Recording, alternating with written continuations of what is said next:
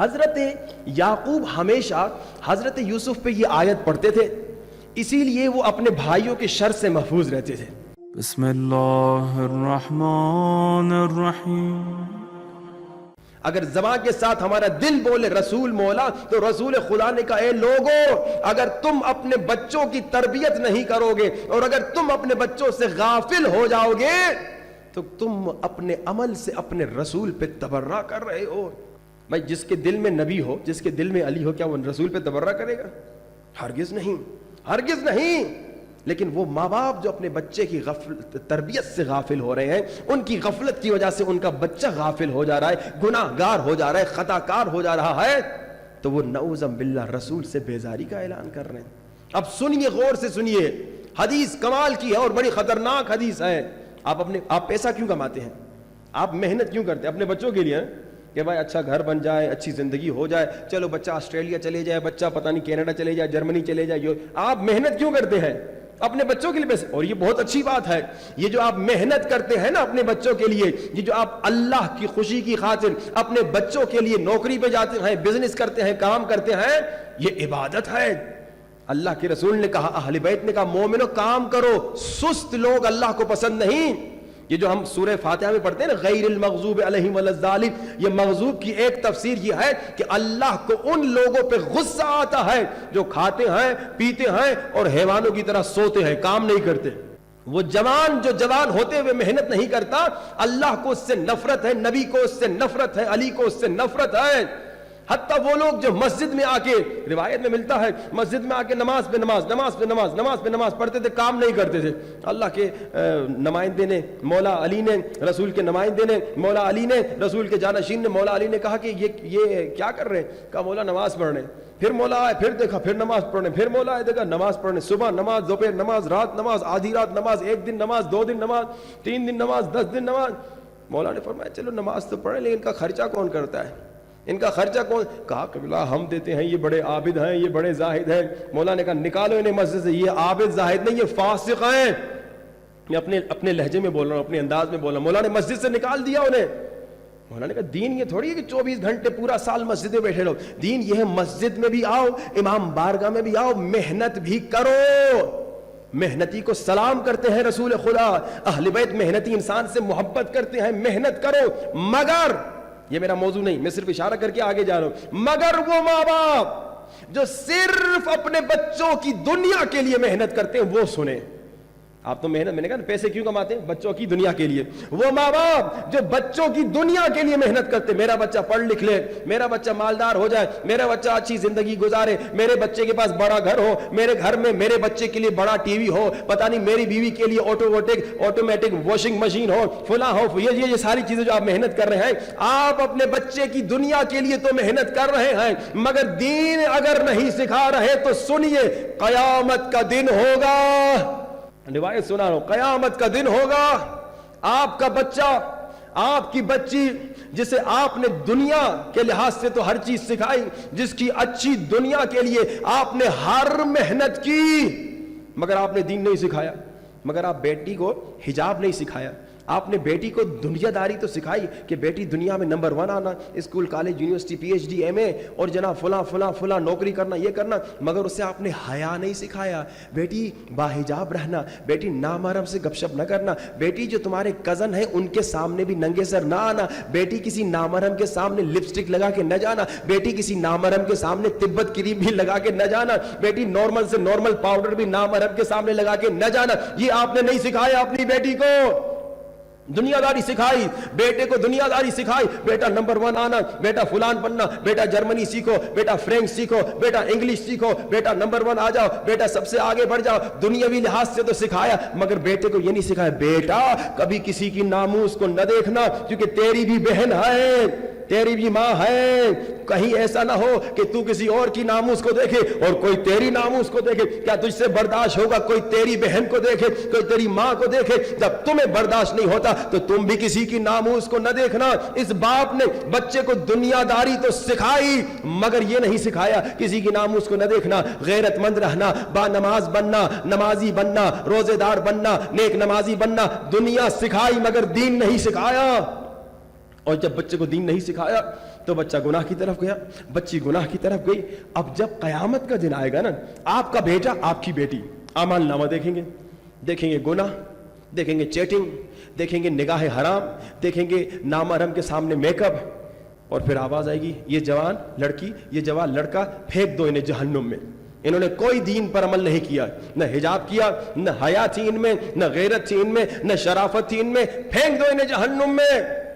آپ کے بچے، آپ کی بچیاں جن پہ آپ نے دینی لحاظ سے کام نہیں کیا، اب آپ کے بچے چیخیں گے. روایت سنیے، وہ بچہ، وہ بیٹا، وہ بیٹی جس کی خاطر دنیا میں آپ نے فل محنت کی تاکہ وہ خوش رہیں، قیامت کے دن جب وہ دیکھیں گے نا گناہ گناہ گناہ گناہ اپنے اعمال نامے میں، وہ وہاں پہ کہیں گے خدایا صرف ہمیں جہنم میں نہ ڈالو، ہمارے ماں باپ کو بھی جہنم میں ڈالو. اللہ اکبر. آپ کے بچے آپ کو جہنم میں لے جائیں گے. کیوں؟ ہمارے ماں باپ کو کہا، ماں باپ نے دنیا داری کے رستے تو سکھائے، اسکول کالج یونیورسٹی کے رستے تو سکھائے، مگر ماں باپ نے ہمیں دین کا رستہ نہیں سکھایا.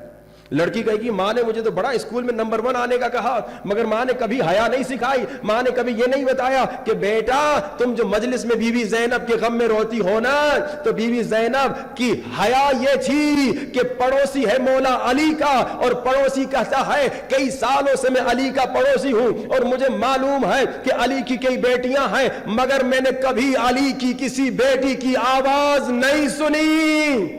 کتنی مائیں ہیں جو ایسی حیا سکھاتی ہیں کہ بیٹا اسکول جا رہی ہو، کالج جا رہی، مگر سیکھو. فاطمہ زہرا کے گھر میں رسول خدا کے ساتھ اندھا صحابی آیا، فاطمہ زہرا اندھے صحابی کے سامنے بھی نہیں گئیں.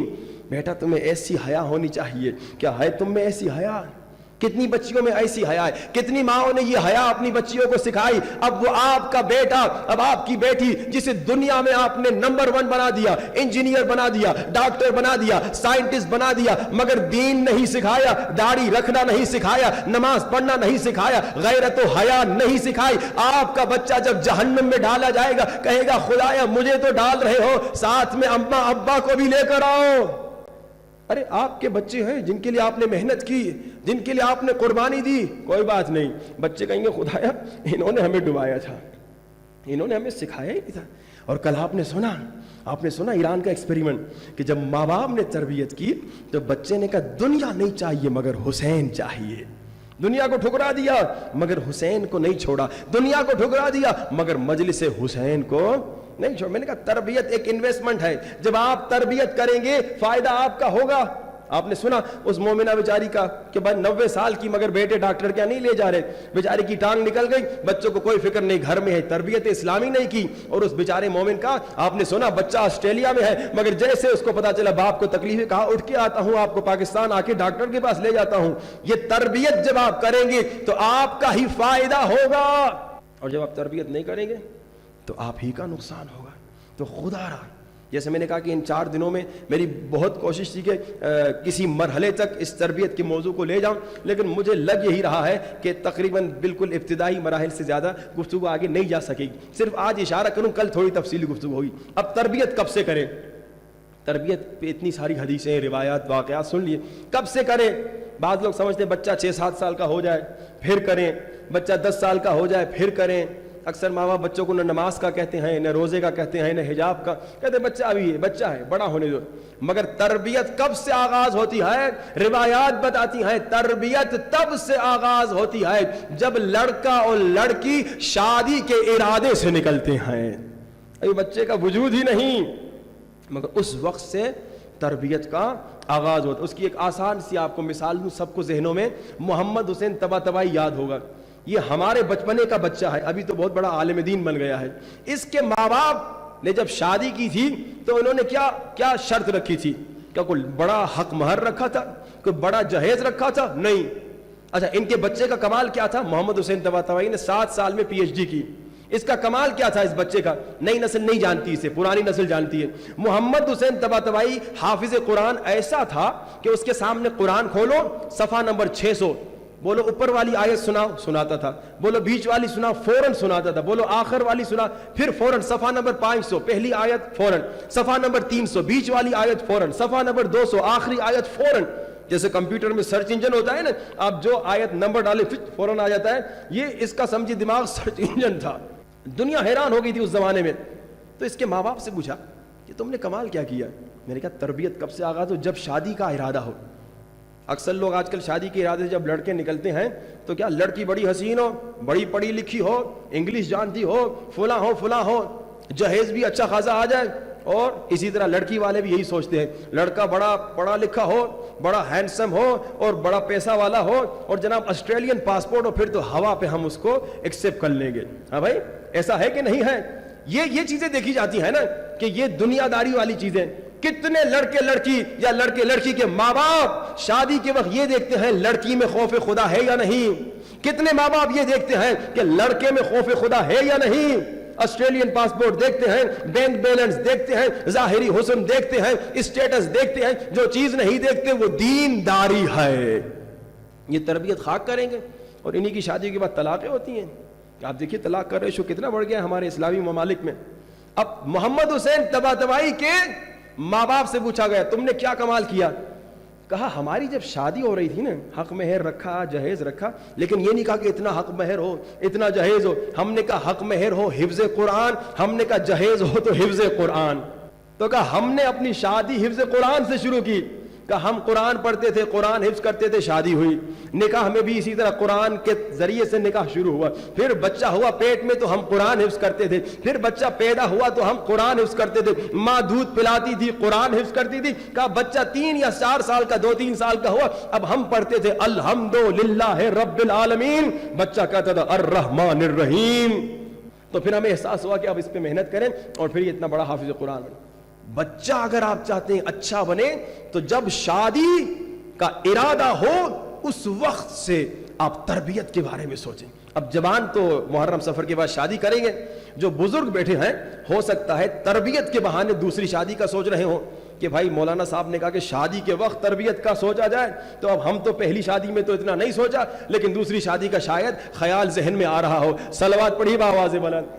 آئیے آج کا نسخہ اور پچھلے دنوں کا ٹاسک, اس پہ سوال کریں اور مسائل دیکھیے. آج کا نسخہ پہلے بتاؤں, پھر آپ کا امتحان لوں. ہاتھ اٹھوانا ہے کتنے لوگ سورہ یاسین پڑھ کے آئیں, ابھی صبر کیجئے گا.